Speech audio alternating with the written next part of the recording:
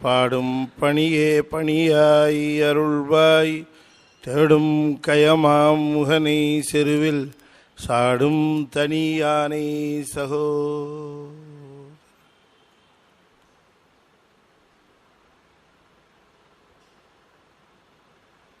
திருச்சிற்றம்பலம். சக்கரவர்த்தி தவராச யோகி எனும் மிக்க திரு மூலனருள் மேவுநாள் என்னாலும். திருச்சிற்றம்பலம். அண்ட சராசரங்களுக்கெல்லாம் அதிபதியாக விளங்கக்கூடிய முருகப்பெருமானுடைய ஒப்பற்ற கருணையினாலே அருள்மிகு கமலவிநாயகர் சத்சங்கமும் புரசை திருநெறி கழகமும் இணைந்து மிகச் சிறப்பாக நிகழ்த்தி வருகின்ற இந்த திருமந்திர வேள்வியில் நாம் சென்ற வாரத்திற்கு முந்தைய வாரம் 5ஆம் தந்திர தொடக்க விழா செய்து சுத்த சைவம் என்பது பற்றி நாம் சிந்திக்க ஆரம்பித்தோம். அதனுடைய தொடர்ச்சியாக மேலும் சில பாடல்களை சிந்திப்பதற்கு திருவருள் கூட்டியிருக்கிறது.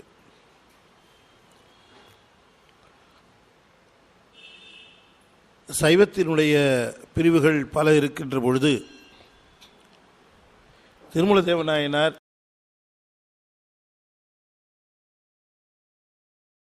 தம்முடைய கொள்கை நெறி எது என்பதை தெளிவாக விளக்கும் பொருட்டு இந்த சைவ நெறி பற்றி, அதனுடைய அடிப்படை கொள்கைகள் பற்றி பேசுகிறார். நான் முன்னமே சொன்னது போல வேதங்களையும் ஆகமங்களையும் ஒப்புக்கொள்கிற சமயங்களை நாம் அகச்சமயங்கள் என்று எடுத்துக்கொண்டாலும் வேதங்களையும் ஆகமங்களையும் ஒப்புக்கொள்ளாதவர்களை நாம் புறச்சமயிகள் என்றோ நாம் ஒரு பிரிவு பிரித்தோம்.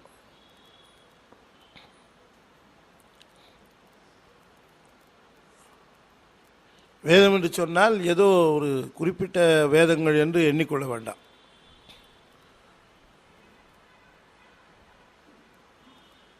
என்னில் வேதம் செய்தான் சிவன் என்பதுதான் ஆண்டோர் வாக்கு.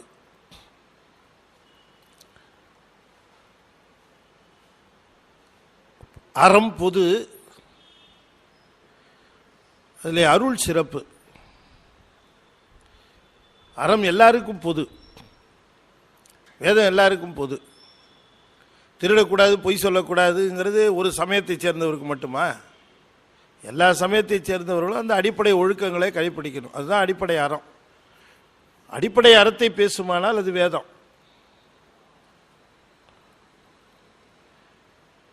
ஆனால் அந்த அறத்தின்பால் நின்று வாழ்வின் பயனாக எதை கொள்வது, எதனாலே இந்த வாழ்வு வந்தது, வாழ்வினுடைய பயன் எது என்று நாம் தெளிந்து கொள்வது தான் ஆகமம் என்று சொல்லப்பெறுவது. வேதம் பொது, ஆகமம் சிறப்பு. பொதுவான அறங்கள், பொதுவான அறங்களிலே புரிந்து கொள்ளப்பட முடியாதவை என்று சில இருக்குது.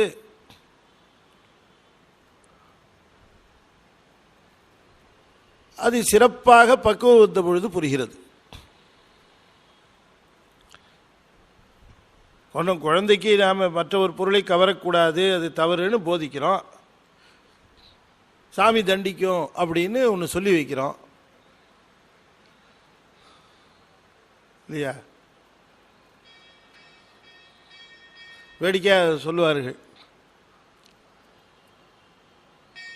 இந்த அம்மையார் என்ன பண்ணாங்க, சாமிக்கு பூஜை பண்ணுறதுக்காக பலகாரம் சுட்டு வைக்கிறாங்க ராத்திரியே. ஆனால் சுத்தபத்தமாக செய்யணும் இல்லையா? இந்த குழந்தை எடுக்க வந்தது இந்த பொடியை. அவனை பார்த்து சொன்னாங்க, டே சாமிக்கிடா, அதனால் சுத்தமாக வைக்கணும், எடுத்து சாப்பிட்டா சாமி கண்ணை குத்திரும் அப்படி. அவன் சொன்னால் குத்தாது பாட்டி அப்படின்னா. எப்படா சொல்கிறேன்னா, முன்னமே ஒன்று சாப்பிட்ட குத்தவே இல்லை, இப்போ இப்படி குத்த போதாண்டா. அப்போ இப்போ எப்படி இருக்குன்னு சொன்னால் சரி டெஸ்ட் பண்ணி பார்த்துருவோன்ற மென்டாலிட்டி இல்லை. பொதுவான அறத்தை சொல்லுகிற பொழுது நாம் அறத்தின் பல வழிகள் நமக்கு பக்குவம் வராத பொழுது புரியாது. மற்றவர் பொருளை கவருகிறோம், கவர்ந்த உடனேயே நமக்கு சாமி தண்டனை கொடுப்பார் அப்படிங்கிறது ஒரு அறம். அடுத்தவங்க பொருளை கவரக்கூடாது. எப்படி கொடுப்பார்? இன்னும் கொடுக்கலையே, எங்கே கொடுத்தார்? தான் அவன் திருடிட்டே இருக்கிறான், நல்லா தான் இருக்கிறான். கேள்வி வருது இல்லை? நீங்கள் தான் சொல்கிறீங்க சார் என்னவோ இந்த மாதிரி தப்பு பண்ணுறவெல்லாம் சாமி தண்டிப்பா. நீங்கள் தான் என்னவோ சொல்கிறீங்க, எல்லாம் நல்லா தான் இருக்கிறான். போன வருஷம் ஒரு கார் வச்சுருந்தேன், இப்போ 2 காரு. போன வருஷம் வெறும் மாருதி 807 செகண்ட் ஹேண்டில் வாங்கினார், இப்போ இன்னோவாவில் போனார் சார். பண்ணுறதெல்லாம் தப்புன்னு அவரே சொல்கிறாரு.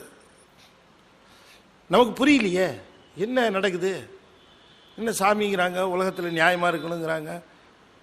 அவ்விய நெஞ்சத்தான் ஆக்கமும் செவ்வியான் கேடும் ஆயப்படும்ட்டார் வள்ளுவர்.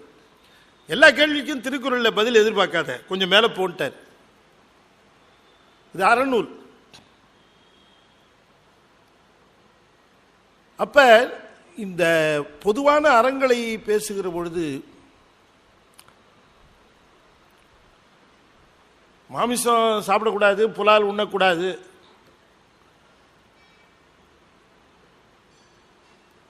உண்ணா என்ன உண்ணக்கூடாது, அவ்வளோதான். உண்ணா ஒன்றும் பெருசாக இது இல்லை. வேதத்தில் புலால் உண்பதை பற்றி அவ்வளோ மறுப்பு இல்லை. இன்னும் சொல்ல போனால் 1-2 இடங்கள் எல்லாம் அப்படியே இருக்கு. சொல்லக்கூடாது. உங்களுக்கு என்ன சார் இதை முன்னாலேயே சொல்லக்கூடாது, சௌரியமாக இருக்கும் போல. பாயிண்டெல்லாம் இப்போ சௌரியமான பாயிண்டெல்லாம் இப்போ எடுத்து. ஆனால் ஆகமும் கட்டாயமாக கூடாதுங்க, நிச்சயமாக கூடாது.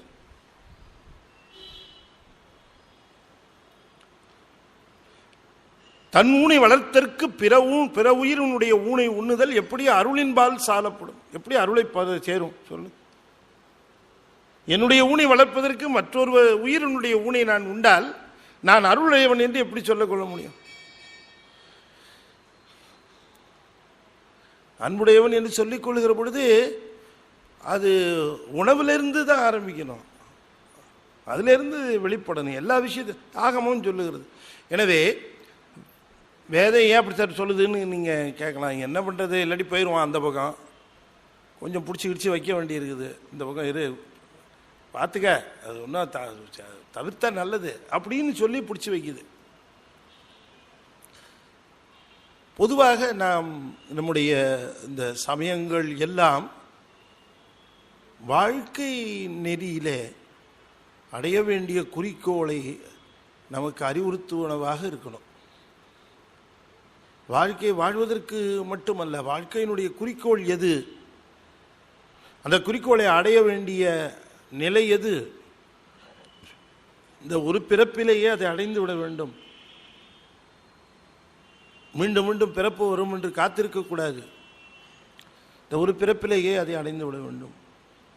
அதற்கு என்ன வழி, என்ன நெறி என்று நாம் அதை பார்த்து அதில் நின்று அதை நாம் அடைந்து விட வேண்டும். அப்போ அடைய வேண்டிய குறிக்கோள் எது என்று சொல்லுவதிலே தான் சமயங்கள் வேறுபடுகின்றன.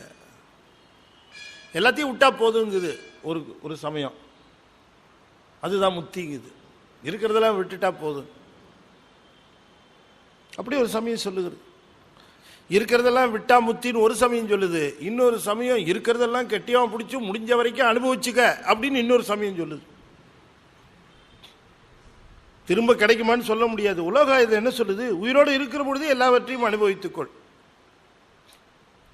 கண்ணினால் எவ்வளவு அனுபவித்துக் கொள்ள முடியும் அனுபவித்துக்கொள், காதினாலே எத்தனை அனுபவித்து, உலகமே அனுபவத்திற்குரியது, இன்பங்களை அனுபவித்துக்கொள் அப்படின்னு சொல்லுவதற்கு ஒரு சமயம் இருக்கிறது.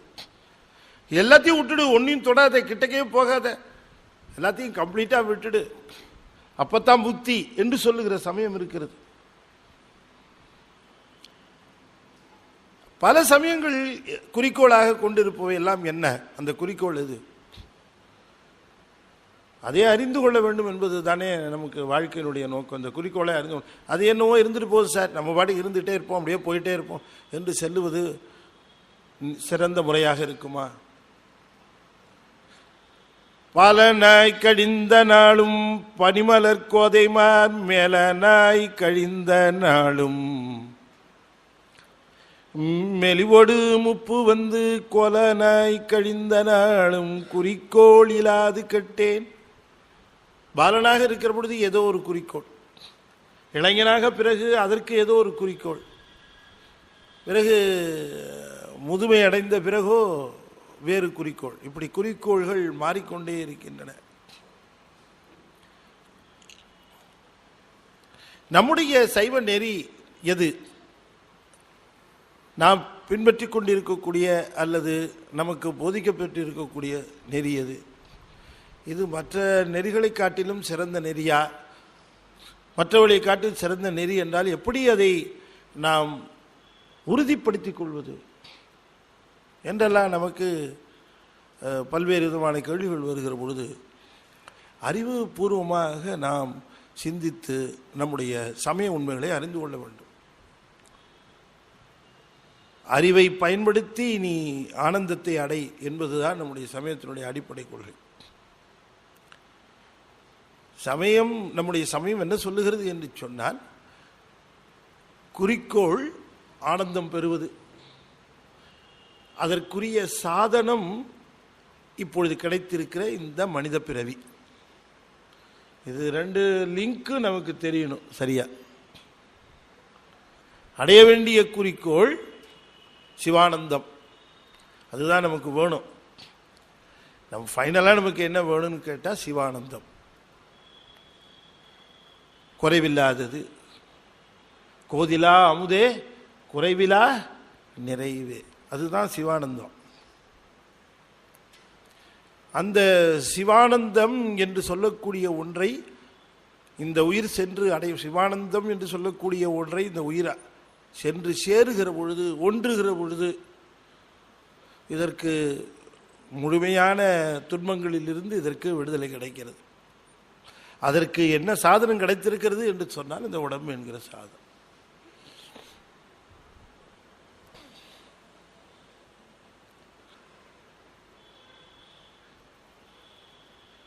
இந்த சாதனம் என்று சொல்லக்கூடிய இந்த உடம்பினுடைய உண்மையான ஒரு மதிப்பை, இந்த உடம்பினுடைய என்ன சொல்றது வேல்யூஸ், அதை நாம் ரொம்ப யோசித்து பார்க்கிற பொழுது இந்த உடம்பினாலே நாம் அடைய வேண்டிய சிவானந்தம்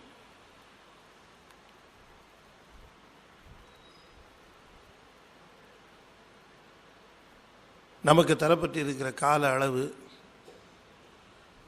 நமக்கு தரப்பட்டு இருக்கக்கூடிய பொறிகளினுடைய லிமிட்டேஷன்ஸ்,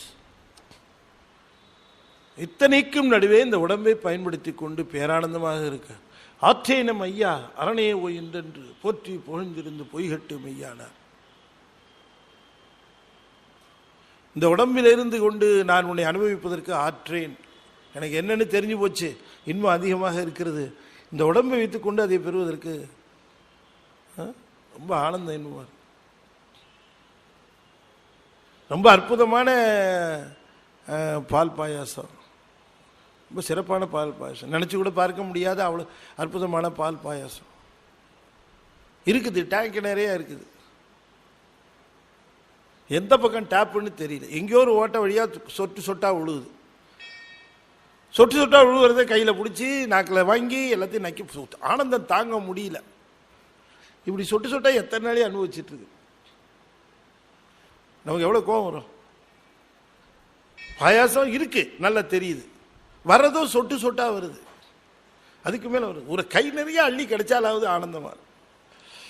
அப்படித்தான் இந்த உடம்புக்குள்ளே இருந்து மணிவாசக பெருமான் சொட்டு சொட்டாக சிவானந்த தேனை அனுபவித்து தாங்க முடியாமல் ஆற்றேனம் ஐயா என்று சொல்லுகிறார். அதை அனுபவிப்பதற்குரிய அந்த காரணம் எது? அப்ப அவ்வளவு பெரிய ஆனந்தத்தை எப்படி அனுபவிப்பது? அதற்குரிய காரணம் இது. இதை வச்சுக்கிட்டு அனுபவிக்கலாமா? முடியாது. அப்ப எதை அனுபவிக்காத வச்சுன்னா அதை அனுபவிப்பதற்குரிய கருவிகள் தான் என் குணம். எனவே என் குணத்திலே நாம் சென்று பொருந்துவோமே ஆனால் அந்த என் குணத்தினாலே ஆனந்தத்தை அனுபவிக்கலாம். அந்த என் குணத்தில் போய் பொருந்துவதைத்தான் சிவமாதல்னு சொல்லும். சித்தமலம் அறிவித்து சிவமாக்கி எனையாண்ட. அப்ப சிவமாக்குதல்னு என்ன அர்த்தம்னா அந்த என் குணமும் பொருந்துதல். என் குணமும் பொருந்துவதாலே நாம் சிவமாகி விடுவதில்லை, சிவானந்தத்தேனை பருகுவதற்குரிய தகுதியை பெறுகிறோம்.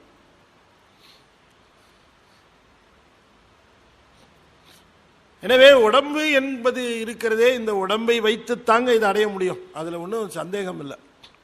நமக்கு இந்த சாதனம் இருக்க, இந்த சாதனத்தை வைத்து கொண்டு தான் நாம அதை அடைய முடியும். அதுக்கு தான் கொடுத்துருக்காரு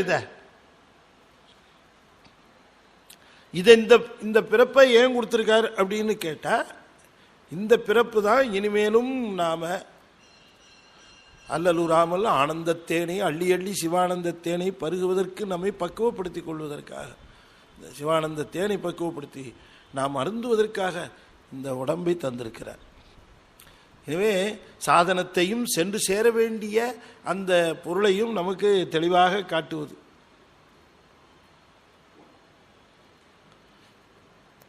அப்ப நாம சென்று சேர வேண்டிய இடம், சென்று சேர வேண்டிய சாதனை ரெண்டும் கொடுத்தாச்சு. சென்று சேர வேண்டிய இடம் தெரியுது, கரை இதோ அங்க இருக்கு. சென்று சேருவதற்கு கொடுத்திருக்கிறதோ சாதனம் ஒரு படகு. படகை செலுத்தி கொண்டு போகிறோம். சென்று சேர வேண்டிய இடமும் தெரியுது, சென்று சேருவதற்கு சாதனமும் தெரியுது. அங்கங்க தடைகள்.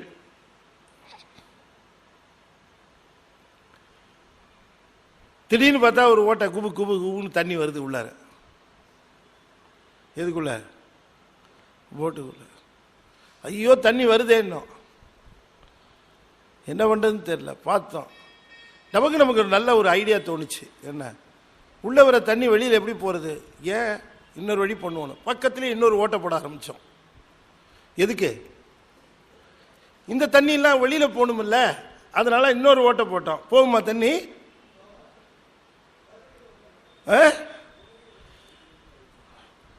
ஒரு ஓட்ட வழியா தண்ணி வந்துட்டு இருக்குன்னு இன்னொரு ஓட்ட வழியா போகுமா? போகாது. அப்படித்தான் வாழ்க்கையில ஒரு துன்பத்தை துடைக்கிறதுக்கு இன்னொரு துன்பம் தரக்கூடிய செயலை செய்து கொண்டு இருக்கிறோம். இப்படி மாறி மாறி போட்டு ஃபுல்கா ஓட்ட போட்டு வச்சிருக்கிறோம். போட்டு போய் சேருமான்னு தெரியல.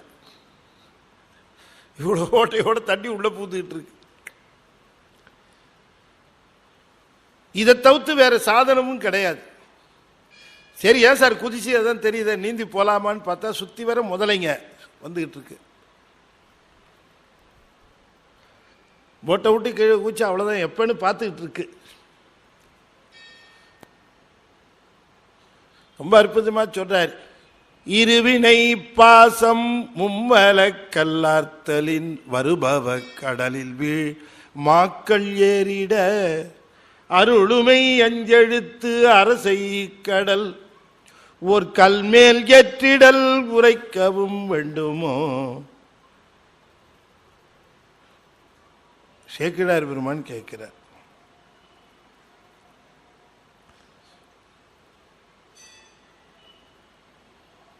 கல்லினோடு எனை பூட்டி அமன் கையறு ஒல்லை நீர்புக நூக்க நெல்லு நீலக்குடி அரண் நல்ல நாமும் நவிற்றினான் உய்ந்தவாறே. நெல்லு வயல் நீலக்குடி அரண் நல்ல நாமும் நவிற்றி நான் உய்ந்தவாறே.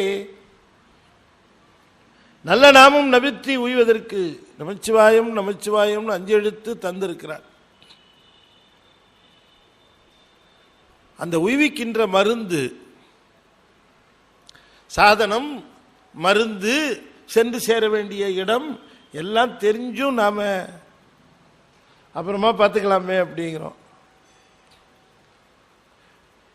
இந்த நெறியை மிக தெளிவாக காட்டுவது சித்தாந்த சைவம். அதனுடைய கொள்கை சைவ சித்தாந்தம். அதைத்தான் சுத்த சைவம் என்றார். சுத்த சைவம் என்பது திருமூலர் குறிப்பிடுகின்ற சுத்த சைவம் சித்தாந்த சைவம். அந்த சித்தாந்த சைவம் என்ன சொல்லுகிறது என்று கேட்டால், கற்பனை கற்று கலை மண்ணுமை யோகம் முற்பத ஞானம் முறை முறை நன்னியே சொற்பதம் மேல் இத்துரி சற்று மேலான தற்பரம் கண்டுளோர் சைவ சித்தாந்தரே. திருமூலர்ல நம்முடைய திருமூலர் ரொம்ப தெளிவா சொல்லுகிறார், தற்பரம் கண்டுளோர் சைவ சித்தாந்தரே. சைவ சித்தாந்தரே அதை நம்ம சித்தாந்த சைவரேன்னு மாத்திக்கணும். தற்பரம் கண்டுளோர், தற்பரம் என்று சொல்லுவது இங்கே சிவத்தை குறிக்கிறது. தற்பரம் ஆனந்தம்.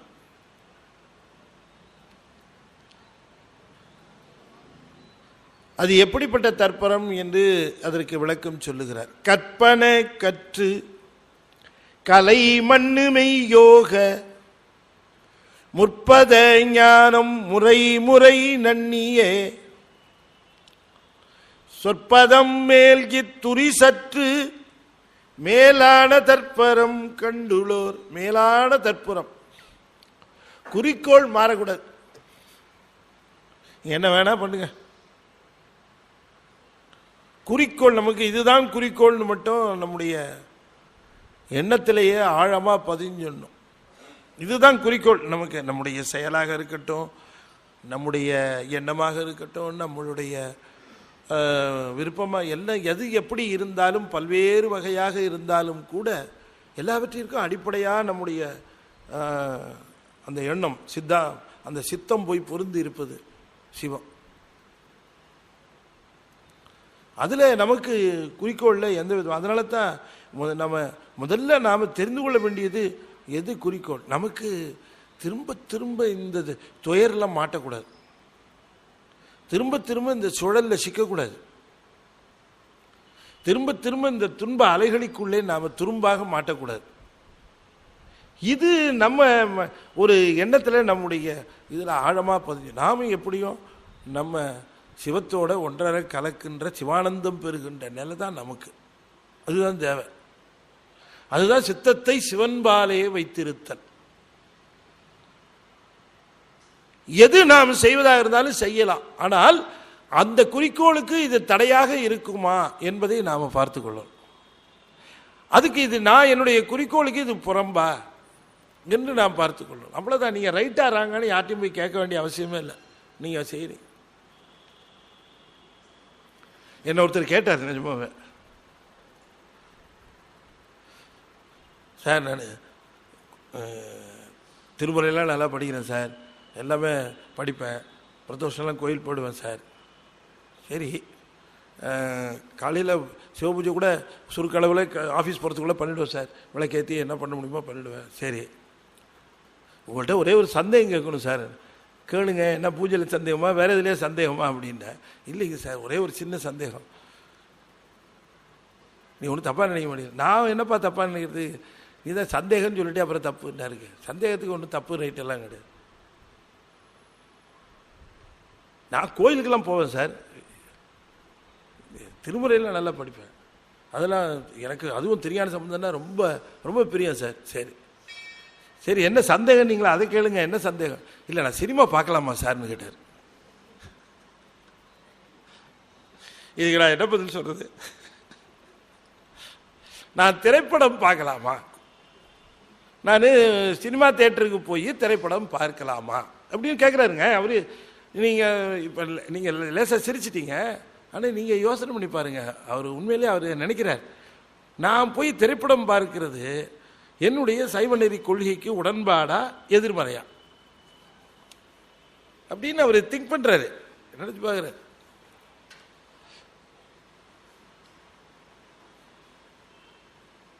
எப்போ பார்க்க போறீங்கன்னு கேட்டேன். இல்லை பார்த்துட்டு வந்துட்டேன் கேட்குறேன். எதுவும் தப்பு இல்லை, எதுவும் தப்புன்னு சொல்றதுக்குல ரைட்டு தப்பு என்ன இருக்குது? நம்முடைய கொள்கைகள், நம்முடைய சைவ நெறிகள், நம்முடைய சமயம் சார்ந்த நம்முடைய திருமுறைகள் இவையெல்லாம் என்ன சொல்லுகிறது அடிப்படையாக? இப்போ நாம் திருமுறையை படிக்கிறதோ சிவபூஜை பண்ணுறதோ எதுக்கு அப்படின்னு சொன்னால், நம்முடைய அகத்தையும் நம்முடைய அறிவையும் ஏற்பட்டு இருக்கக்கூடிய தூய்மை கேடுகளை நீக்குவதற்குத்தான் இதெல்லாம் செய்கிறோம். அதுதான் இது முதல்ல அதை நாம் தெரிந்து கொள்ள வேண்டும். எதுக்கு பூசை பண்ணுகிறோம், எதுக்கு திருமுறை படிக்கிறோம் அப்படின்னு சொன்னால், ஒன்று வருவதற்கல்ல, பல இது போகிறதுக்கு. அதுக்கு தான் அதை நாம். அப்போ நாம் செய்கிற செயல், இப்போ நாம் குளிச்சுட்டு சுத்தமாக இருக்கணும்னு நினைக்கிறோம். ஆனால் சுத்தமாக இல்லைன்னா கூட மேலே தூய்மைக்கேடு அடைகிற பொழுது மீண்டும் குளிக்கிறோம். இப்படி நடந்துக்கிட்டே தான் இருக்குது அந்த ப்ராசஸ்ஸு. நம்முடைய எண்ணம், நம்முடைய மொழி, நம்முடைய உடல் இது அடைகின்ற தூய்மை கேடுகளை நீக்குவதற்காக நாம் இந்த திருமுறைகளை படிப்பதும், திருமுறைகளை யாரோ ஒரு பெரிய அறிஞர் சொன்னார், what is the difference between knowledge and wisdom அப்படின்னு ஒருத்தரை கேட்டிருக்கார். அவர் சொன்னார், ஒவ்வொரு நாளாக புதுசாக உன்னுடைய அறிவிலை சேர்த்து கொண்டே வருவது நாலெட்ஜ். ஒவ்வொரு நாளாக இருக்கிறதெல்லாம் பிச்சு பிச்சு வெளியில் தூக்கி போடுறது விஸ்டம். அவ்வளோதான். அப்போ சேர்க்கும் பொழுது நாலெட்ஜுன்னு சேர்ப்போம். சேர்த்ததுக்கு அப்புறம் தான் எது குப்பை எது உண்மையிலேயே ஞானம்னு தெரியும். அப்போ தேவையில்லாததெல்லாம் வெளில தள்ளுவது தான் விஸ்டம். விஸ்டம் என்பது ஒரு கல்லை அதில் இருக்க வேண்டாத பகுதிகளை எல்லாம் நீக்குகிற பொழுது அது என்ன வரும்? சிலை வரும். கல்லுக்குள்ள சிலை இருக்கிறது, ஆனால் வேண்டாத பகுதிகளை எல்லாம் நீக்கினால் அந்த சிலை வந்துடும். சிலை எங்கிருந்து வரல, உள்ளதா இருக்கு. அதில் தேவையில்லாத பகுதிகளை நீக்கப்பட்ட கல் ஒரு சிலையாவது போல தேவையில்லாத ஞானம் நீக்கப்படுகிற பொழுது அறிவானது மெய்யுணர்வாகிறது.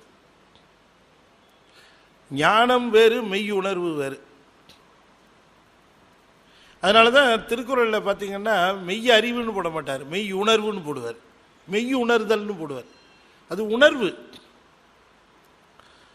அறிந்து கொள்ளுகிற வரைக்கும் அறிவு, உணர்ந்து கொள்ளுகிற பொழுது அது உணர்வு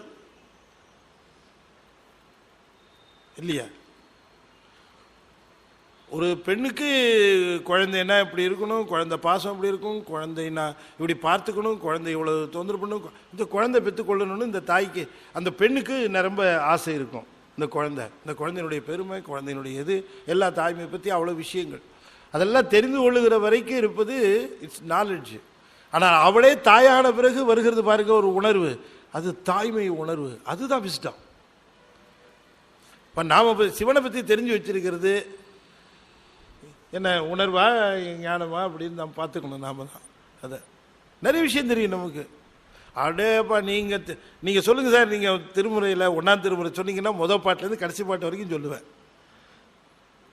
சொல்லலாம், நிறைய சொல்லலாம். பட் உணர்வு அப்படின்னு நினைத்த உடனேயே அப்படியே கண்களிலே கண்ணீர் பொங்க, உள்ளம் குழைய, உடம்பெல்லாம் நெக்குருக, ரோமம் சிலிர்ப்ப, மயிர்ப்புலகம் பொங்க, கண்ணெல்லாம் அருவிபாய, அப்படி இல்லை உடனே அப்படி நடக்க ஆரம்பிங்கிற தாய்மானவர்.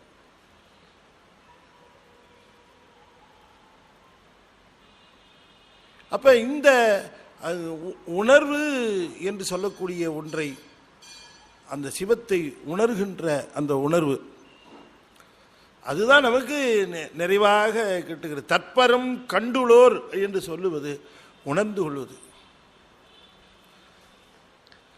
கண்டுகொள்வது என்பது உணர்ந்து கொள்வது. நாங்கள் வருவேன், கொஞ்சம் ஐயா தான் கண்டுக்கணும் அப்படின்னு என்ன அர்த்தம்? கண்டுக்கணும்னா பார்க்கணும்னு அர்த்தம். அது உணர்றது. சரி வந்திருக்கா, அவருக்கு ஏதாவது செய்வோம். உணர்ந்து கொள்வதே கண்டுகொள்வதுன்னு சொல்லப்படும். தற்பரம் கண்டுள்ளோர் தன்னை ஆக்குவதும், தன்னை இந்த உலகத்திற்கு வருவித்ததும், தனக்கு கருவிகரணங்கள் தந்ததும், தன்னை செயல்படுத்துவதும், தனக்கு சிந்தனை தந்ததும், தன்னை ஆட்படுத்தி கொண்டிருப்பதுமான ஒன்று இருக்கிறதே, அதை உணர்து. அதுதான் பரம் என்று தற்பரம் கண்டுள்ளோர் சைவ சித்தாந்தரேனர். அது எப்படி உடனே அந்த உணர்வு வருமா? கற்பனை கற்று முதல் ஸ்டேஜ், கலை மண்ணு மெய்யோகம் ரெண்டாவது ஸ்டேஜ், முற்பத ஞானம் முறை முறை நன்னியே மூணாவது ஸ்டேஜ், சொற்பதம் மேல் இத்துரி சற்று மேலான தற்பரம் கண்டுளோர் சைவ சித்தாந்தரே. இந்த வியாபகம் இருக்கிறதே, அந்த வியாபகம் என்கிற ஒன்று ஆன்மாவுக்கு ஒரு வியாபகம், ஆணவத்துக்கு ஒரு வியாபகம், சிவத்துக்கு ஒரு வியாபகம். நம்முடைய வியாபகம் நாம் பெற்றிருக்கக்கூடிய வியாபகம் இப்போ வியாபகம் இல்லாமல் போய் அணுத்தன்மை அடைந்து இருக்கிறது. அதனால தான் ஆன்மாவுக்கு அணுன்னு பேர். இந்த உடம்புக்குள்ளே இது அடைபட்டு போச்சு, இதுக்கு ஒன்றும் தெரியாது. இது சிறைப்பட்டு கிடக்கிறது. சிறைப்பட்டு கிடக்கிற இந்த ஆன்மாவிற்கு அனுபவம் நிகழ்வது ரொம்ப கடினம். அதனால தான் அதுக்கு தக்க குரு வேணும்னு சொல்லுவது. அது தானாக உணர்கிற உணர்வு கிடையாது. அந்த ஆனந்தத்தை, அந்த அணுத்தன்மை அடைந்திருக்கிற ஆன்மாவை, அதனுடைய வியாபகத்தன்மையை அதற்கு உணர்த்துகின்ற நிலை. அந்த உணர்த்துகின்ற பொழுது குரு தான் தெரியும் அது எப்படி உணர்த்தலாம். குருவுக்கு தான் தெரியும் யாருக்கு எவ்வளவு டோஸ் கொடுத்தா தாங்கும். ஒருத்தருக்கு நிறையா கொடுக்கலாம், ஒருத்தருக்கு கம்மியாக கொடுக்கலாம், ஒருத்தருக்கு ரொம்ப ரொம்ப கம்மியாக கொடுக்கலாம். எப்படி கொடுக்கணும்னு குருவுக்கு தான் தெரியும். ஞானசம்பந்தரை கூட்டிகிட்டு வந்துட்டாங்க. பாண்டிய அரசனுக்கு வெப்பு நோய் கடுமையாக இருக்கு. இது வரைக்கும் திருஞான சம்பந்தர் பாண்டியனை பார்க்கல. டாக்டர் வந்துட்டார் ட்ரீட்மெண்ட்டுக்கு. பேஷண்ட்டோட ஹிஸ்டரியே தெரியாது. பேஷண்ட்டாக அப்போ தான் பார்க்குறாரு. கடுமையான ஜுரம், வெப்பு நோய். இப்போ டாக்டர் டயக்னைஸ் பண்ணணும் ஃபஸ்ட்டு. இப்போ நம்ம பொதுவாக இருக்கிற டாக்டருங்க ஏதாவது ஆப்ரேஷன் பண்ணணும் அல்லது வேறு ஏதாவது ட்ரீட்மெண்ட் ஆரம்பிக்கணும்னா முதல்ல இந்த பேசிக்காக சுகர் இருக்கா, ப்ரெஷர் இருக்கா அப்படிலாம் கேட்டு அதெல்லாம் செக் பண்ணி அதெல்லாம் முதல்ல நார்மலுக்கு கொண்டா, அதுக்கப்புறம் தான் அந்த ட்ரீட்மெண்ட்டை ஒழுங்காக ஆரம்பிக்கணும். என்னம்மா அப்படி தானே? இப்போ ஆப்ரேஷன் பண்ணால் முதல்ல அதெல்லாம் கொண்டாந்துடணும், கொஞ்சம் நார்மலுக்கு கொண்டாடணும். ப்ரெஷர் ஹை ப்ரெஷர் இருந்ததுன்னா ஆப்ரேஷன்லாம் பண்ண முடியாது. முதல்ல கீழே கொண்டா, அதை நார்மலாக கொண்டா. ப்ரெஷர் சுகரையும் கீழே கொண்டா, எல்லாத்தையும் நார்மலுக்கு கொண்டு வந்து தானே பண்ண முடியும் ட்ரீட்மெண்ட். ஞானசம்பந்த பெருமான் வருகிறார். வந்தால் அந்த அட்மாஸ்பியரே அவ்வளோ மோசமான அட்மாஸ்பியர். என்ன மோசமான அட்மாஸ்பியர் அப்படின்னு சொன்னால், பாண்டிய மன்னன் ட்ரீட்மெண்ட் எடுத்துக்கக்கூடிய சூழ்நிலையை பார்த்தா அவ்வளோ ஒஸ்ட்டு. என்னன்னு கேட்டால், பேஷண்ட்டோட கோஆப்ரேஷன் இருக்கோ இல்லையோ தெரியல, பேஷண்ட்டை சுற்றி இருக்கிறவங்க கோஆப்ரேஷன் சுத்தமாக கிடைக்காது. சுற்றி அத்தனை பேரும் நிற்கிறாங்க, ஊன்னுட்டு இருக்காங்க. சாமி போய் இப்படி உட்கார்றார். பேஷண்ட் இப்போ தான் டாக்டர் முதல்ல பார்க்குறார். அப்படி அவர் திரும்பி பார்க்கிறார். இப்படி கூட ஒரு அழகான யோசனை பண்ணார் பாண்டியனுக்கு. ஞானசம்பந்தர் பார்த்தோட இப்படி இருந்திருக்கும். அதுவும் இந்த மூஞ்செல்லாம் பார்த்ததுக்கப்புறம்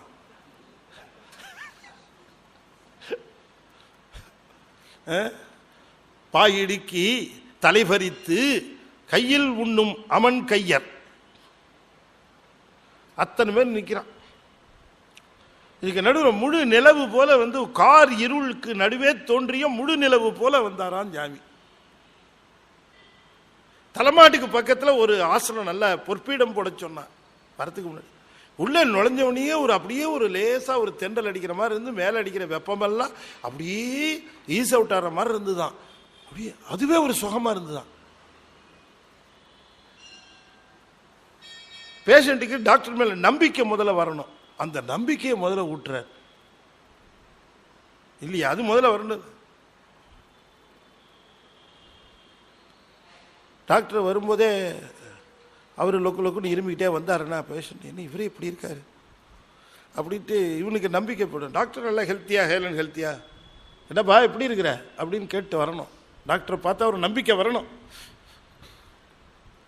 டாக்டரை பார்த்தே கேட்டு எப்போ டாக்டர் வருவாருன்னு அவரே கேட்டா ஏன் என்ன பார்த்தா டாக்டர் பார்த்து தெரியல உனக்கு?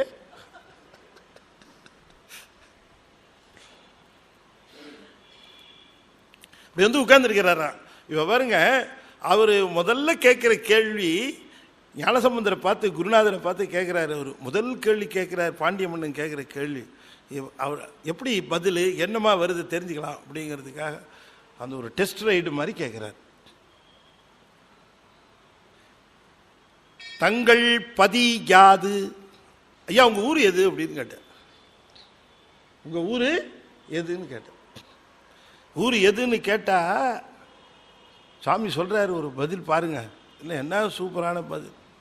என்னை பார்த்து உங்க ஊர் எதுன்னு கேட்டா நான் என்ன சொல்லுவேன்? உங்க ஊர் எது சார்? நன்றுடையானை தீயதிலானை நரை வெள்ளேறு ஒன்றுடையானை உமையொரு பாகம் உடையானை சிராப்பள்ளி குன்றுடையானை கூரை என் உள்ளம் குளிருமே. கேட்கிறவருக்கு ஆஹா திருச்சிராப்பள்ளியா? திருச்சிராப்பள்ளி மட்டும் இல்லை, இப்போ திருஞான சம்பந்தர் ஞாபகம், சிராப்பள்ளி தாய்மான சாமி ஞாபகம் எல்லாம் வருது. அப்படித்தானே சொல்லணும். அப்படிதான் நம்ம ஊரை சொல்லணும். ஊர் எதுன்னு கேட்டால் அந்த ஊரோட பெருமை நாம தெரிஞ்சு வச்சு.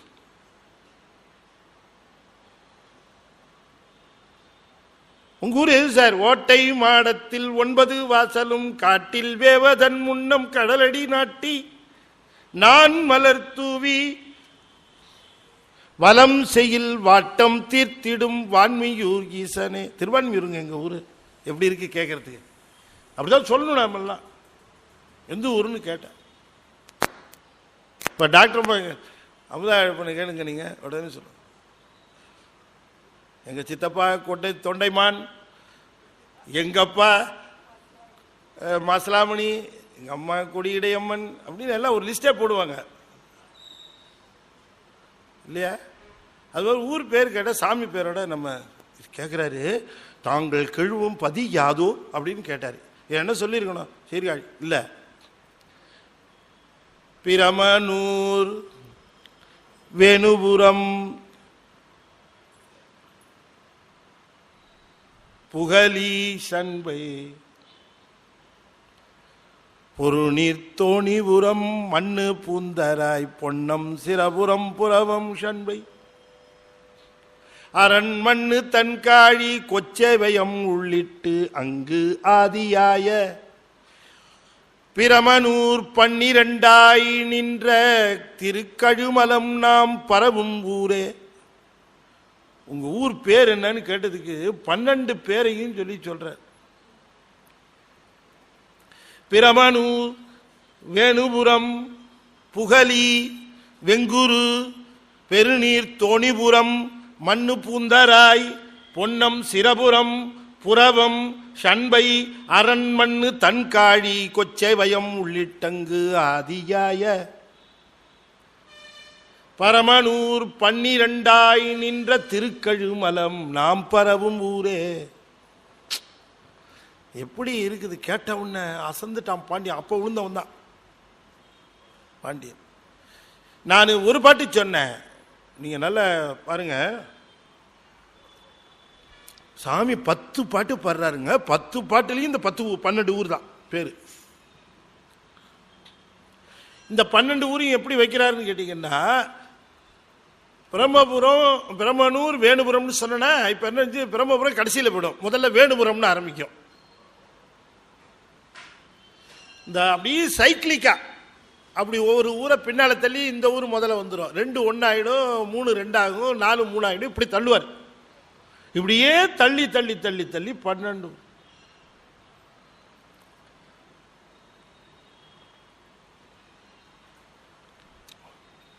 இந்த பசங்க பார்க்குறானுங்க, என் ஊர் எதுன்னு கேட்டதுக்கு இந்த போடு போடுறான் அந்த பையன். சமணர்களுக்கு கதி கலங்குது. ஏன் எங்க குருநாதர் அப்படி அங்க போய் நின்று இவ்வளத்தையும் சொன்னார் அப்படின்னு பார்க்கும் பொழுது, ஞானசம்பந்த பெருமானுடைய நோக்கு என்னன்னா, இப்ப இந்த பாண்டிய மன்னனை அந்த நோயினுடைய தன்மை எப்படி இருக்கு, அவருடைய நிலை எப்படி இருக்கு, அவருடைய இப்போ ரொம்ப டென்ஷனாக இருக்கிறாரு, அதெல்லாத்தையும் குறைச்சி சாஃப்டாக்கி இந்த 12 பேர்களையும் சொல்ல வச்சார். காதில் கேட்டார். இன்றைக்கும் கூட வீட்டில் யாருக்காவது ரொம்ப உடம்பு முடியல, மருந்து இதெல்லாம் கொடுத்து அவங்களுக்கு ரொம்ப ஆறுதல் இருக்கணும்னு நினச்சிங்கன்னா இந்த பதிகத்தை தொடர்ந்து பாடணும். வீட்டில் ரொம்ப ரிலீஃபாக இருக்கும் அவங்களுக்கு. அப்படிப்பட்ட இந்த சீர்காழிக்கு இருக்கக்கூடிய 12 பெயர்கள், ஒவ்வொரு யுகத்துக்கும் ஒரு பெயர். இப்போ இந்த யுகத்துக்கு அதுக்கு சீர்காழின்னு பேர்.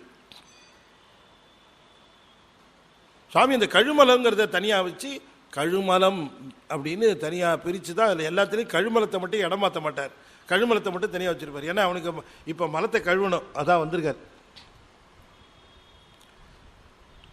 பக்குவம் தெரிந்து தேற்றி தென்னன் உடல் ஊற்றுன்னாரு. அந்த பாட்டு சொல்லும்போது கூட, ஆற்றல் அடல் விடையேறும் ஆலவாயான் திருநீற்றை போற்றி புகழி நிலாவும் பூசுரன் ஞான சம்பந்தன் என்ன சொன்னாரு? தேற்றி தென்னன் உடல் உற்ற தீப்பினி ஆயின தீர. தேற்றினார் பாருங்க, முதல்ல தேற்றணும். அதுக்காகத்தான் இந்த இது. அப்ப இந்த கற்பனை கற்று கலை மண்ணு மெய்யோகம், எதை கற்கணுமோ அதை கற்கணும். கற்க வேண்டியது எது என்று தெரிந்து கொண்டு அதை கற்பதற்கு நாள் கடந்து விடாமல் கற்றுக்கொள்ள வேண்டும். எதையோ படிக்கிறோம், எதையோ தெரிந்து கொள்கிறோம், நிறைய அறிவு வளர்ந்துச்சு அப்படின்னு நாம் நினைச்சிருக்கிறோம். ஆனால் எதை கற்க வேண்டுமோ அதை கற்றுக்கொள்ள வேண்டும். அதுதான் ரொம்ப முக்கியம். கற்பனை கற்றுனர்.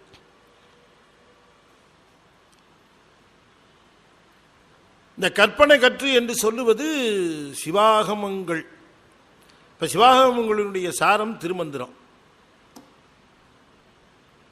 எனவே சிறப்பாக இருக்கக்கூடிய சிவாகமங்களை அறிந்து கொள்க.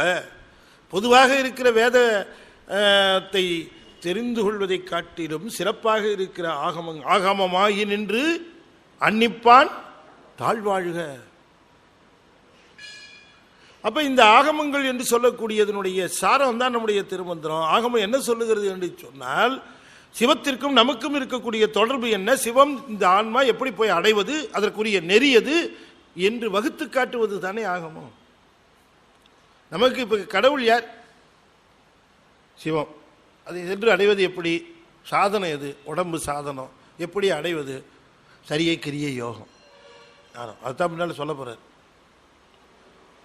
இந்த 4 பாதங்களையும் பேசுவது தான் நம்முடைய சைவம். அதுதான் தவம். நம்மளை பொறுத்த வரைக்கும் தவம் அதுதான்.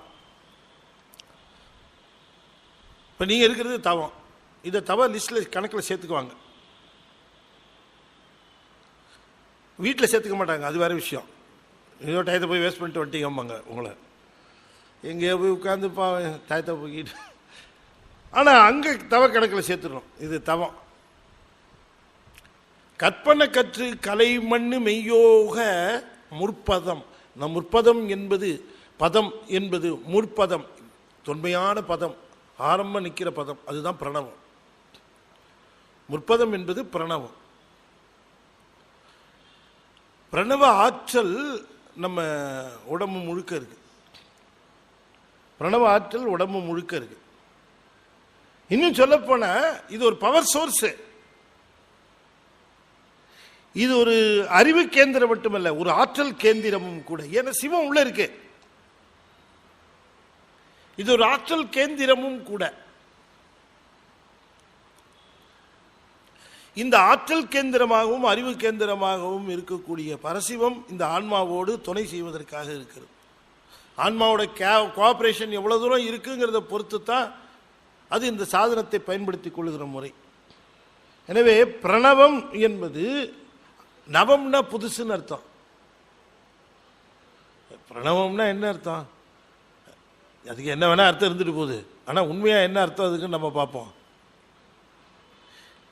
சில பேர்லாம் அர்த்தம் சொல்லிட்டு இருப்பாங்க. எப்படின்னு கேட்டால் எப்படியும் நம்ம புரிஞ்சிக்கவே கூடாதுன்னுட்டேன். அப்புறம் நம்மளும் அதை பார்த்து இது ஏன் வம்பு, இது விட்டுடுவோம் அப்படின்னு நவுந்து போயிடுற மாதிரி அதுக்கு ஒரு அர்த்தத்தை சொல்லி நம்மளை கலக்கிறதே வேலையாக வச்சுட்டு இருப்பாங்க. இதெல்லாம் ஒன்றுமே இல்லைங்க. அதுக்கு ஏன் பிரணவம்னு பேர்?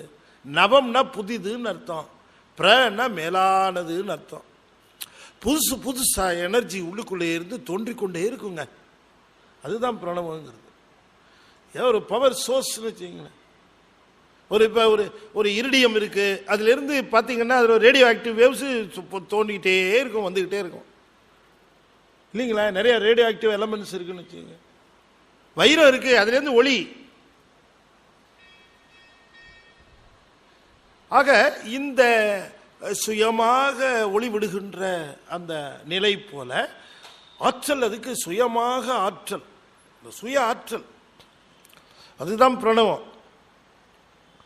இந்த ஆற்றல் இந்த உடம்பிலே பல கேந்திரங்கள் நம்ம தான் பார்த்துருக்கேன். நான் உங்களுக்கு சொல்லியிருக்கேன், இந்த பிராசாத யோகம்ன்றதை பற்றி சொல்லியிருக்கிறேன். துவாதச பிராசாத யோகம், யோகத்தில் பேசுகிற பொழுது யோகம்ங்கிறது என்ன? உள்ளே இருக்கக்கூடிய நமக்கு அந்த பவர் சோர்ஸ் எது என்று தெரிந்து அதை உணர்ந்து அதை டேப் பண்றது. நீங்க அந்த பவர் சோர்ஸை டேப் பண்ணீங்கன்னா நீங்க வெளியிலிருந்து பவர் கொடுக்க வேண்டாம்னு தான் சொல்றாங்க.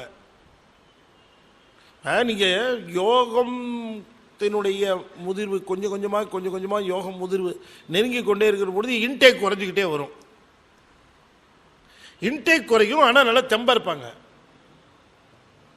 நல்ல தெம்பா இருப்பாங்க, நல்லா போவாங்க, பேசுவாங்க. எத்தனையோ காரணம் என்னன்னு கேட்டா உள்ளுக்குள்ளேயே நமக்கு சோர்ஸ் கொடுத்துருக்கிறார், பவர் சோர்ஸ் கொடுத்துருக்கார்.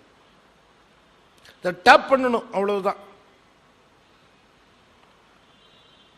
இதை சொல்லுகிறார். இது கலை மண்ணு என்று சொல்லுகிற பொழுது உள்ளே இருக்கக்கூடிய அந்த பவர் சோர்ஸ் அதை உணர்ந்து அதை தெரிந்து அதோடு ஒன்றுகிற நிலையத்தான் யோகம்னு சொன்னோம், வேற ஒன்று.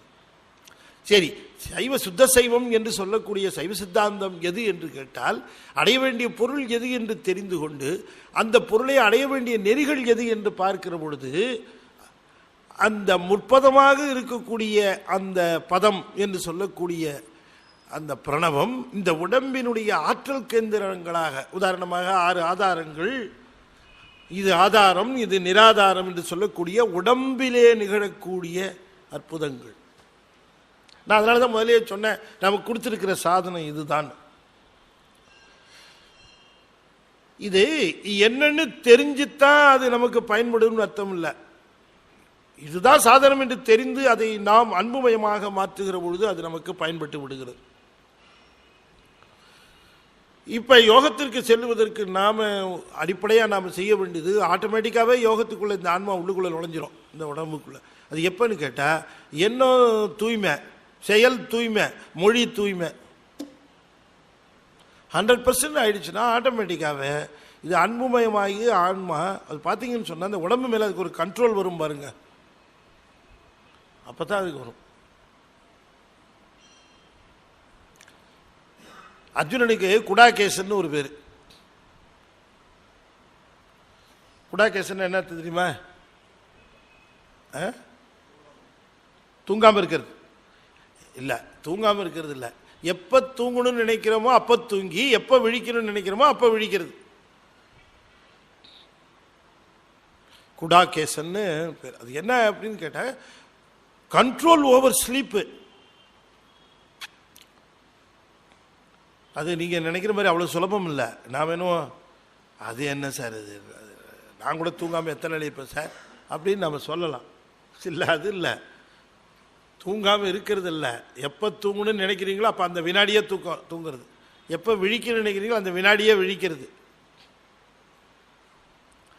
அலாரம் வச்சாலும் நாம விழிக்க மாட்டோம், அது வேற விஷயம். மகாத்மா காந்தி குடாகேசன். எப்போ தூங்கணும்னு நினைக்கிறாரோ அப்போ தூங்குவாரா, எப்போ விழிக்கணும்னு நினைக்கிறாரோ அப்போ விழிப்பாராம். ஆக இந்த சாதனம் நமக்கு தரப்பட்டு இருக்கிற, இறைவனால் சிவத்தால் தரப்பட்டு இருக்கிற மிகச்சிறந்த இந்த சாதனமாக இருக்கிற இதனுடைய மதிப்பை உணர்ந்து இதை தக்கவாறு பயன்படுத்தி நாம் சிவானந்தம் பெற வேண்டும் என்ற நெறியை காட்டுவதுதான் சித்தாந்த சைவம். அந்த நெறி எது என்று கேட்டால் அதுதான் சொற்பதம் மேல். நம்ம சொல்லுவதெல்லாம் பதமுத்தி இருக்கிறது. சாலோகம், சாமீபம், சாரூபம், சாயுச்சியம் என்று சொல்லக்கூடிய பதமுத்திகள் உண்டு. இந்த பதமுத்திகளை நாம் ஒன்றொன்றாக பெற்று மேலே சென்று சாயுச்சியமாக இருக்கக்கூடிய சிவானந்தத்தை நாம் அடைவது. சிவானந்தத்தை அடைவது என்று சொன்னால் அது ஒரே நொடியில் நாம் நினைத்தவாறு அடைந்து விட முடியாது. அது சிவானந்தம் அடையணும் நமக்கு விருப்பம் இருந்தாலும் கூட அதற்கு தகுதிப்படுத்தி கொள்ளணும். நம்ம ஆன்மா தகுதிப்படுத்திக் கொள்வதற்காக வந்தது தான் இந்த பிறப்பு. எனவே சிவாகமத்தினுடைய பிழிவாக இருக்கக்கூடிய திருமந்திரத்தில் இனி வருகிற பகுதிகளிலே கூட அதை பற்றித்தான் பேசுவார். எப்படி சரியில் நிற்கிறது, எப்படி கிரியை எடுத்த உடனேயே நாம் மனமொழிமையும் மூன்றையும் அப்படி தூய்மைப்படுத்தி விட முடியாது, கஷ்டம். ஒருத்தர் கேள்வி கேட்டார்னு சொன்னேன், அதே போலத்தான் அது அவ்வளவு சுலபமாக அதை ஆனால் தூய்மைப்படுத்த வேண்டும் என்கிற அந்த நெறியில் நாம் நிற்பது தான் இந்த சரியையில் உடல் தூய்மை, கிரியையில் மன தூய்மை, யோகத்தில் கரணங்கள் தூய்மை, உள்ளே இருக்கிற கரணங்கள் உள்ளந்த கரணங்கள் தூய்மை, ஞானத்தில் ஆன்மா தூய்மை. சிவம் நமக்கு தூய்மைப்படுத்தி நம்மை அறிவித்து, சிவம் வந்த பிறகுதான் நமக்கு அந்த நம்ம யாருன்னு நமக்கு தெரியும்.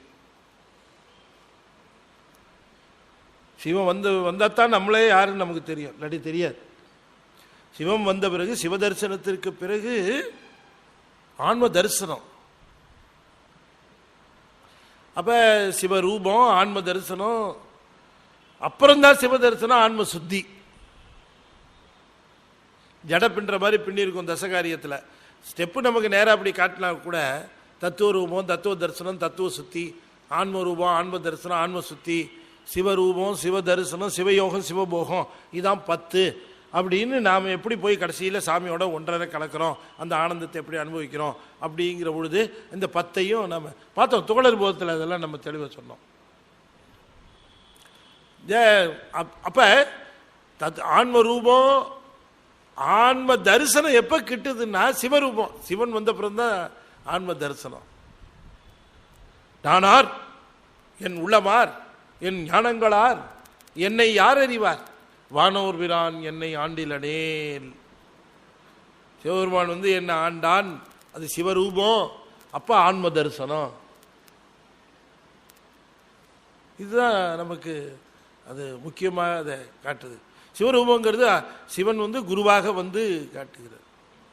இந்த குருவாக நிற்பது, இந்த குருவாக ஆன்ம தரிசனம் கிடைக்குது. நான் யாருன்னு அப்பதான் தெரியுது. அதுக்கு முன்னாடி யாருன்னு கேட்டால் நமக்கே நம்ம யாருன்னு தெரியாது. நம்ம யாருன்னு கேட்டால் நம்ம இந்த உடம்பை வச்சு தான் நம்மளை அடையாளம் சொல்லிட்டு இருப்போம். நமக்கே நம்மளை யாருன்னு தெரியாதுன்னா அடுத்தவங்க சார் உங்களை நல்லா தெரியும் சார் எனக்கு அப்படின்னு சொன்னார்னா கப்சா விடுறாருன்னு அர்த்தம். அவருக்கு எப்படி தெரியும் நம்மளை பற்றி? நமக்கே நம்மளை யாருன்னு தெரியல. இந்த இந்த நிலைகளை பின்னால் சொல்ல போகிற, பின்னால் விரித்து சொல்ல போகிற அந்த செய்திகளை முன்னால இந்த சுத்த சைவம், இதுதான் நாம் பார்க்கிற சைவம், சித்தாந்த சைவம். இதில் நாம் சொல்லுவது என்ன என்று கேட்டால், முழுமுதற் பொருளாக இருக்கக்கூடிய சிவன், சிவானந்தம் அனுபவிக்கப்பட வேண்டிய பொருள். அந்த சிவானந்தத்தை இந்த ஆன்மா அனுபவிக்கணும். அதற்கு தரப்பற்றி இருக்கிற சாதனம் இந்த உடம்பு. இந்த உடம்பை இதை தூய்மைப்படுத்தி கொள்ள வேண்டும். அந்த தூய்மைப்படுத்துவதற்கான நெறிமுறைகள் என்ன, அதுதான் நாம் பார்க்க போகிறோம். இந்த ஒவ்வொருத்தரையும் தூய்மைப்படுத்துகிற பொழுது அது ஒவ்வொரு இடத்துக்கு அது போகுது. சாலோகம் என்று சொல்ல, அதைத்தான் சொன்னார். சொல் பதம்னர், சொல்லப்படுகின்ற பதங்கள். எனவே நமக்கு பதமுத்தின்னு ஒன்று இருக்குது, அப்புறம் அப்புறமுத்தின்னு ஒன்று இருக்குது, அப்புறம் பரமுத்தின்னு ஒன்று இருக்குது. நமக்கு தான் அந்த முத்திகள் நமக்கு சொல்லப்பட்டிருக்கு. இப்போ இந்த இதில் நிறைய பேர் இருக்கிறாங்க, அதில் நிறைய ஆன்மாக்கள் அந்தந்த இடத்துல இருக்கிறார்கள். பதமுத்தியில் இருக்கிறவர்கள் இருக்கிறார்கள், அபரமுத்தியில் இருக்கிறவர்கள் இருக்கிறார்கள். அபரமுத்தியில் இருக்கிறவர்களைத்தான் சுவாமி இங்கே கொண்டு வருகிறார் கீழே, நமக்கெல்லாம் குருவா கொண்டு வந்து அவங்கெல்லாம் அதெல்லாம் சக்ஸஸ்ஃபுல்லாக முடித்த உடனே சாமிகிட்ட போய், சாமி நான் எல்லாம் நல்லா பண்ணிட்டோம்ல, இனிமேலுமா எங்களை இப்படி வச்சிருக்கிறது, சரி வா எல்லாத்தையும் பரமுத்தி. அப்புறம் தான் பரமுத்தி. பரமுத்திக்கு போனவங்க இங்கே கீழே வரவே மாட்டாங்க, கீழே வருவதில்லை. கீழே வருகிறவர்கள் எல்லாம் அபரமுத்தியில் இருக்கிறவர்கள். அப்படி அமரபுத்தியில் இருக்கிறவர்கள் தான் நமக்கு இங்கே நமக்கு ஆச்சாரியர்களாக வருகிறார். இதெல்லாம் யார் சொல்கிறா? நீங்கள் பார்த்தீங்கன்னா மற்ற சமயங்கள்லாம் அவங்களே குழம்பி போய் கிடக்குறாங்க. நீங்கள் கேட்டிங்கன்னா அவங்க என்ன சொல்லுவாங்க, அவங்க உங்களையும் சேர்த்து குழப்புவாங்க. சாமி நீ கும்பிடு, உனக்கு முக்தி கிடைக்கும், சொர்க்கம் கிடைக்கும், அப்படி தான் சொல்லுவாங்க. சொர்க்கம் கிடைக்கும், அது என்னையா சொர்க்கம் அப்படின்னு கேட்டால், அதைத்தாயா நானும் பார்க்கணும், ரொம்ப நாளாக ஆசைப்பட்டுட்டு இருக்கிறேன், நீ என்ன போய் கேட்டுட்டு இருக்கே, இருக்கு நான் சொல்கிறேன் உனக்கு, அவ்வளோதான். தெளிவு எங்கே இருக்கிறது? நமக்கு எப்படி கிடைக்கும்? நம்ம எப்படி அதை அடைவது? இல்லையா? ஆக நமக்கு இப்போ நல்ல தெளிவாக நம்முடைய சாமி சொல்லுகிறார். இப்போ பாருங்கள், அந்த பாட்டை பார்த்தீங்கன்னா உங்களுக்கு கற்பனை கற்று நீங்கள் எதை கற்க வேண்டும் என்று உங்களுக்கு உணர்வு இருக்கிற பொழுதே தெரிந்து கொள்ளுங்கள். தேவையில்லாத நூல்களை எல்லாம் கற்று காலம் போய்விட்டது என்று சொன்னால், ரொம்ப குப்பை போய் சேர்ந்துருச்சுன்னு சொன்னால் அதுக்கப்புறம் அதை எடுக்கிறதுக்கே ஆயுசு சரியாக போகும். அதனால் எதை கற்க வேண்டும், எதை கற்றுக்கொள்ள வேண்டும் என்பதிலே தெளிவாக இருந்து அதை கற்றுக்கொள்ளுங்கள்.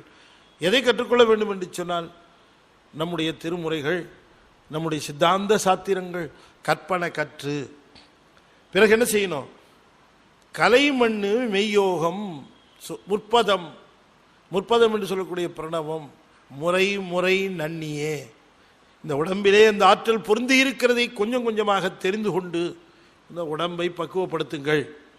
அப்பொழுது உங்களுக்கு சொற்பதம், அந்த சொல்லப்படுகின்ற பதங்களாக இருக்கக்கூடிய ஒன்றுக்கு ஒன்று மேலாக இருக்கும். அதனால தான் சொற்பதம் மேல் இத்துரிசு அற்று, ஆன்மாவிற்கு இருக்கக்கூடிய துரிசாக இருக்கக்கூடிய அறியாமையானது நீங்கி மேலான தற்பரம் கண்டுளோர், எல்லாவற்றிற்கும் மேலாக வியாபகமாக விளங்கக்கூடிய சிவத்தை கண்டுளோர். சிவத்தை கண்டுளோர் என்று சொன்னால் முன்னால் என்ன சொன்னதுக்கு பொருள்?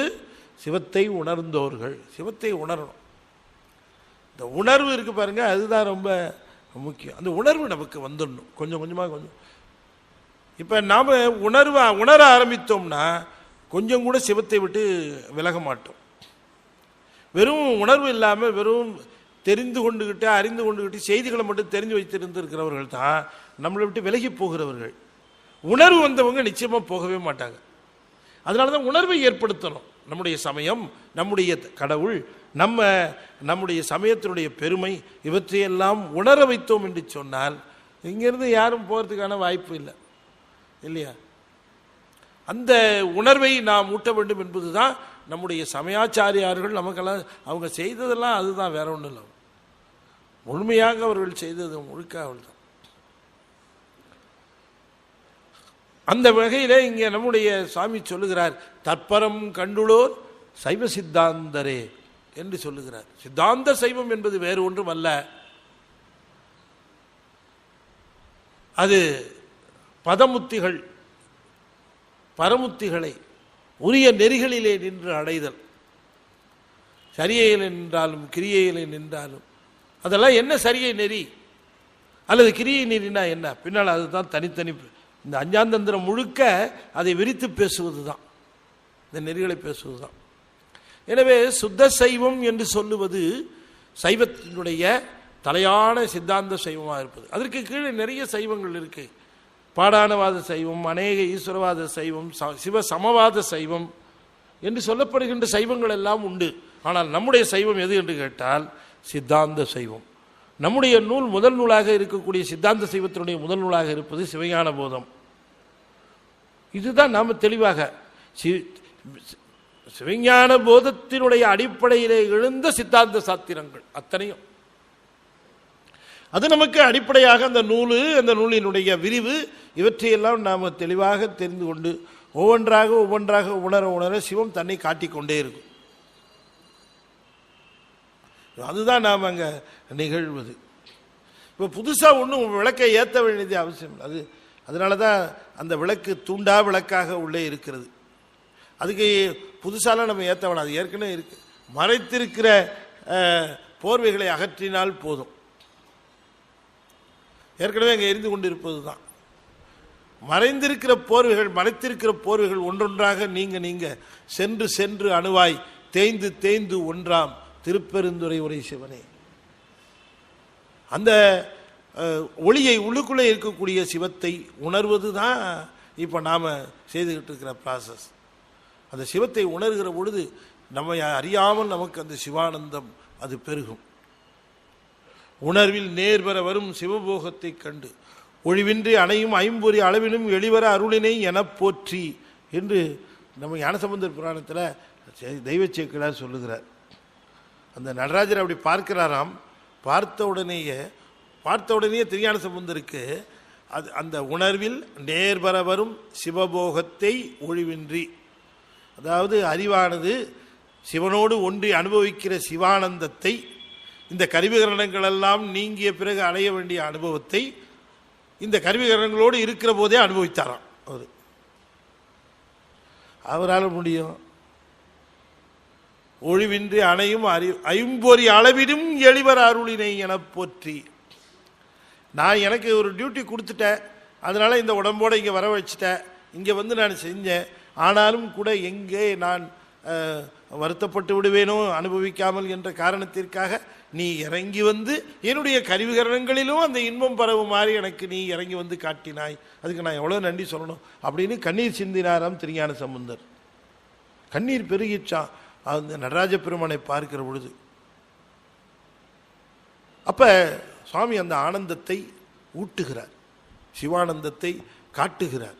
இந்த காட்டுகிற நிலையும் ஊட்டுகிற நிலையும், அதை காட்டி ஊட்டுகிறார். இதுக்கு நாம செய்ய வேண்டுவது என்ன? இதுதான் நம்முடைய சைவ நெறி. இந்த சைவ நெறியில இந்த உடம்பு மிக மிக புனிதமானது, இது சிறந்த சாதனம், அதை போற்ற வேண்டும் என்பதுதான் திருமந்திரத்தில் பறக்க பேசுகிறார் ஆரம்பத்தில் இருந்து. யோகமே எதுக்குன்னு கேட்டால், யோகம் செய்வதற்குரிய தகுதி இந்த உடம்புக்கு இருக்கிறது என்று சொன்னால், யோகம் புரிவதற்குரிய சாதனமாகத்தான் இதை கொடுத்திருக்கிறார். இந்த உடம்பை, இதுக்கு இருக்கக்கூடிய ஆற்றல், இதுக்கு இருக்கக்கூடிய அந்த ஒரு பவர், அதை நாம் உணர்ந்து கொண்டு அதை நாம் செய்ய வேண்டும் என்று சுவாமி சொல்லுகிறார். அதனால தான் பாருங்க, ஒரு சாதாரண மனித உடம்புக்கு எவ்வளவு பவர் இருக்கு, எத்தனை விதமான செயல்களை செய்ய வல்லமை உடையது, அது யோகத்தில் நின்று எல்லாவற்றையும் செய்வதற்கு தகுதி உடையது. உள்ளுக்குள்ளே இருக்கக்கூடிய ஆன்மாவினுடைய பக்குவம் அது முதல இந்த உடம்பானது அதற்கு எப்படி பயன்படுகிறதுன்னு காட்டுவதற்காகத்தான் ஒரு சாதாரண மாடு மேய்க்கிற மூலனுடைய உடலிலே இருந்து அத்தனையும் செய்து காட்டினார் சுவாமி. என்னுடைய அது செய்து காட்டினார். மூலனுடைய உடல், இப்போ யோகிக்கு தனி உடல், மூலனுக்கு தனி உடல் கிடையாது. மூலனுடைய உடல் தானே அவர் உள்ளே போய் அந்த யோகத்தை செய்தார், அந்த யோகத்தில் நின்று தானே அதை பண்ணார். அந்த உடம்பு அவ்வளவு ஒரு சிறந்த சாதனம். அந்த உடம்பு அதனுடைய தன்மையை உணர்ந்து அதனாலே சிவத்தை அனுபவித்தார். எனவே சிவபூசைக்கு உரிய சாதனங்களில் மலர், நீர், பத்தி, இன்னும் என்னென்னலாம் உண்டோ அத்தனையை மிகச்சிறந்த சிவபூசைக்குரிய சாதனம் உடம்பு தான். அதை அத்தனை பூவை சுத்தமாக எடுத்து வைக்கிறது சரி, நீரை சுத்தமாக வைக்கிறது சரி, மொழியை சுத்தமாகவும் மனதை சுத்தமாகவும் உடம்பை சுத்தமாகவும் கொண்டு அவர் முன்னால் நிற்கிற பொழுது அந்த சிவபூசை நமக்கு சிறந்த பூசையாக நிகழ்கிறது. அந்த அற்புதத்தை தான் நம்முடைய திருமந்திரத்தில் இந்த சுத்த சைவம் என்கிற பகுதியில் நம்ம சுவாமிகள் குறித்து காட்டினார். என்று சொல்லி இந்த ஒரு பாடல், இந்த சைவ சித்தாந்தம்னா என்ன, தற்பரம் கண்டுள்ளோர் சைவ சித்தாந்தரே அப்படின்னு இதை தொடர்ந்து 2 வருஷம் இந்த தலைப்பிலேயே பேசியிருக்கிறேன். சைவ சித்தாந்த பெருமன்றத்தில் நம்முடைய பழைய செயலாளர் இங்கே ராமலிங்கம் வந்திருக்கிறாரு, மறந்துருப்பாருன்னு நினைக்கிறேன். 2-3 வருஷமா இதே தலைப்பு கொடுத்தாங்க. தற்பரம் கண்டுள்ளோர் சைவ சித்தாந்தரே அப்படின்னு ரொம்ப தலைப்பு கொடுத்தாங்க. அது திருமந்திரத்தில், இந்த அஞ்ஞாந்தந்திரத்தில் அது ரொம்ப முக்கியமான ஒரு சொற்றொடராக கருதப்பட்டது. தற்பரம் கண்டுள்ளோர் சைவ சித்தாந்தரே அப்படின்னு. எனவே நிறைவு செய்யும் முகமாக 5 எழுத்தை 5 முறை ஓதுவேன். அன்பர்கள் தொடர்ந்து ஓத வேண்டும் என்று திருவடி பணிந்து வேண்டிக் கொள்கின்றேன். ஓம் நமச்சிவாய. ஓம் நமச்சிவாய. ஓம் நமச்சிவாய. ஓம் நமச்சிவாய. ஓம் நமச்சிவாய. திருச்சிற்றம்பலம். 5ஆம் தந்திரம் மிக ஒரு அற்புதமான நம்முடைய திருமந்திரத்தினுடைய சாரமாக விளங்குவது. இந்த சரியை பற்றி, கிரியை பற்றி, யோகத்தை பற்றி எல்லாம் ஏற்கனவே யோகத்தை பற்றி சொன்னார். அது மட்டும் இல்லாமல் 4 நெறிகளாக இருக்கக்கூடிய சன்மார்க்கம், அப்புறம் சகமார்க்கம், சத்புத்திர மார்க்கம், தாச மார்க்கம் என்று சொல்லக்கூடிய இந்த மார்க்கங்களை எல்லாம் ரொம்ப தெளிவாக சுவாமி விளக்குகிறார் இந்த 5ஆம் தந்திரம். அதற்றை நாம் தொடர்ந்து இன்னும் வருகின்ற வாரங்களிலே மிக அரிய செய்திகளை எல்லாம் திருமந்திரத்தில் திருமூலர் சொல்லுகிறார். எனவே நமக்கு ஆகமமாக விளங்குவது திருமந்திரம் தான். எனவே அன்பர்கள் அத்துணை பேரும் இந்த 5ஆம் தந்திரத்தை பெருமையோடு கலந்து கொண்டு பயன்பெற வேண்டும் என்று சொல்லி மீண்டும் சந்திப்போம், தொடர்ந்து சிந்திப்போம் என்று கூறி விடைபெறுகிறேன். நன்றி, வணக்கம். திருச்சிற்றம்பலம். தென்னாடுடைய சிவனே போற்றி. வெற்றிவேல் முருகனுக்கு